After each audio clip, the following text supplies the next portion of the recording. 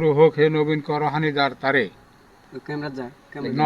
নবযুগ ডেকেছে তোমারে উত্থান মাগি ভবিষ্যৎ রয় প্রতীক্ষায় শঙ্কিত বাতায়ন পাশে রুদ্ধ আলোক শিহরায় সুপ্তিতে যে বলিল তারে লুপ্ত হব অপমান দেখা দো প্রীতির শাশ্বত কল্যাণ সৃজন উৎসব আজি হে নবীন খোলো দ্বার তারে নবযুগ ডেকেছে তোমারে উত্থান মাগি ভবিষ্যৎ রয় প্রতীক্ষায় শঙ্কিত বাতায়ন পাশে রুদ্ধ আলোক শিহরায় সুপ্তিতে যে বলিল তারে লুপ্ত হব অপমান দেখা দো প্রীতির শাশ্বত কল্যাণ সৃজন উৎসব আজি হে নবীন প্রান্তে পাতি আছে মেলা উদ্বোধনী বাণীতে তুমি আসো গাও এই বেলা সুন্দর। না এখন এটা মূলত কি এটা বিদ্রোহী কবি কাজী নজরুল ইসলাম বলছেন। এটা কার জন্য আচ্ছা, কাজী নজরুল ইসলামকে বিদ্রোহী কবি বলা হয়েছে কেন?